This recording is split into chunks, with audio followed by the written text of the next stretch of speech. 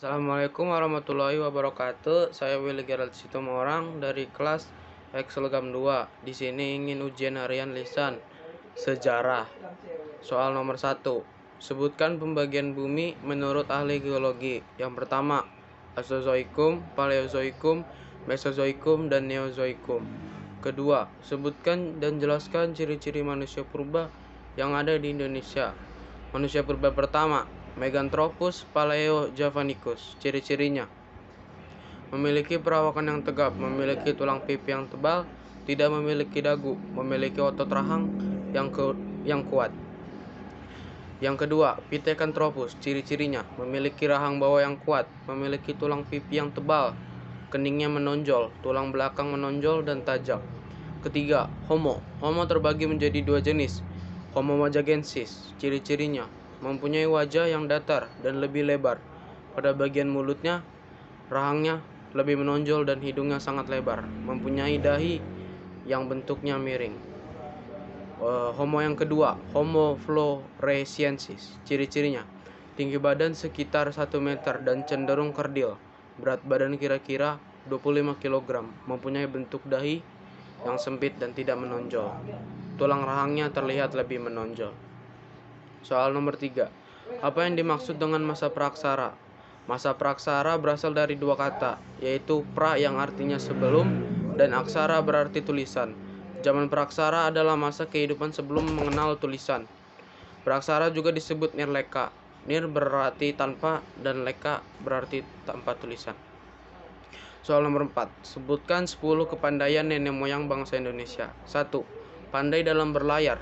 2. Pandai dalam bercocok tanam. 3. Pandai dalam berbahasa. 4. Pandai dalam bertahan hidup. 5. Pandai dalam mempertahankan keturunan. 6. Pandai dalam berburu. 7. Pandai dalam membuat peralatan kuno.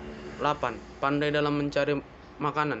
9. Pandai dalam kepercayaan. 10. Pandai dalam membuat tempat tinggal. 5. Jelaskan jalur selatan dan jalur timur yang dilalui bangsa Proto Melayu. Jalur pertama, jalur ke timur, menyebar ke Sulawesi, Maluku, dan Papua. Masyarakat Proto yang melalui jalur ini menempuh kebudayaan Neolitikum berupa kapak lonjong. Di bagian timur Indonesia banyak ditemukan artefak Neolitikum. Kedua, Proto Melayu yang menempuh jalur ini antara lain masyarakat Toraja. Jalur kedua ke selatan, menyebar ke Sumatera, Kalimantan, Jawa, Bali, Nusantara, dan masyarakat Proto Melayu yang menempuh jalur ini membawa kebudayaan Neolitikum berupa beliung persegi. 6. Sebutkan kebudayaan ditinggalkan nenek moyang bahasa Indonesia. Yang pertama, kapak persegi, kapak serpatu, kapak corong, dan nekara. Selain itu, mereka juga membuat benda batuan besar seperti menhir, dolmen, sarkofagus, dan kubur batu. Soal nomor 7. Jelaskan mengenai teori evolusi dari Charles Darwin. Ia berpendapat bahwa semua makhluk hidup atau spesies di muka bumi ini dasarnya berevolusi atau berkembang dari nenek moyang yang sama.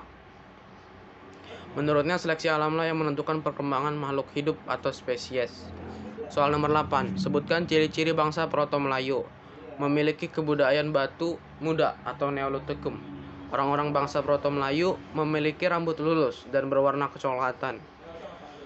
Mereka mendiami daerah-daerah Indonesia bagian timur. 9. Sebutkan periode zaman batu dan hasil kebudayaannya. Pertama, zaman batu tua, Paleolitikum. Hasil kebudayaannya adalah kebudayaan Pacitan dan kebudayaan Ngandong. Alat-alat yang dihasilkan antara lain kapak genggam dan kapak perimbas. Alat-alat dari tulang binatang atau tanduk rusa flakes dari batu kalkedon. Zaman batu tengah, Mesolitikum. Budaya yang dihasilkan adalah pebble cater, kapak genggam dari kejoken Medinger, alat kebudayaan dari tulang, dan alat serpih dari Abruzos Roch. Zaman batu muda, Neolitikum. Alat-alat yang dihasilkan antara lain kapak persegi, beliung, pacul, dan torah. Perhiasan dan juga kalung yang lain. Nomor 10. Apa yang dimaksud kejoken Modinger? Kejoken Modinger adalah istilah dari bahasa Denmark. Kejoken berarti dapur dan moding dapat diartikan sampah, yang dalam artiannya sampah dapur. Kejoken Modinger merupakan tumpukan timbunan kulit siput dan kerang yang menggerumung di pantai Sumatera Timur antara Langsa di Aceh sampai Medan. Sebutkan ciri-ciri massa bercocok tanam. Nomor 11. 1. Hidup menetap dan tinggal di perkampungan kecil. Mengolah alam dan potensinya membuka dengan ladang tada hujan dan ladang berpindah. Mengenal merapkan sistem sosial solidaritas dan kerja sama. Menciptakan dan menggunakan peralatan yang terbuat dari batu, kayu, tulang, dan tanduk, dan lain-lain. 12. Jelaskan sistem kepercayaan manusia purba di Indonesia. A. Animisme adalah kepercayaan manusia purba terhadap roh atau nenek moyang yang diyakini mendiami semua benda di alam sekitar dan memberi pengaruh yang kuat terhadap kehidupan.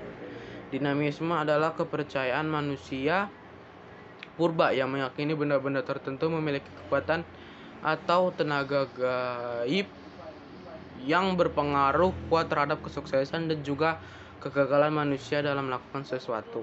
Totemisme adalah kepercayaan manusia purba yang meyakini bahwa hewan tertentu merupakan nenek moyang mereka.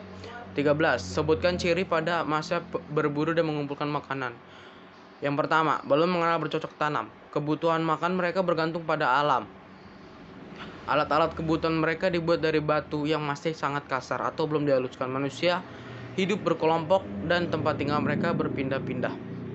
14. Sebutkan zaman-zaman logam di Indonesia. Yang pertama, tembaga, perunggu, dan besi. 15. Sebutkan esensi sejarah menurut Muhammad Yamin. Muhammad Yamin beranggapan bahwa sejarah adalah suatu ilmu pengetahuan yang disusun atas hasil penyelidikan beberapa peristiwa yang dapat dibuktikan dengan kenyataan. Muhammad Yamin berpendapat juga bahwa nenek moyang bangsa Indonesia berasal dari Indonesia sendiri. Hal ini berdasarkan penemuan fosil-fosil dan artefak manusia tertua di Indonesia. Sekian dari saya, Willy Gerald Situmorang. Terima kasih.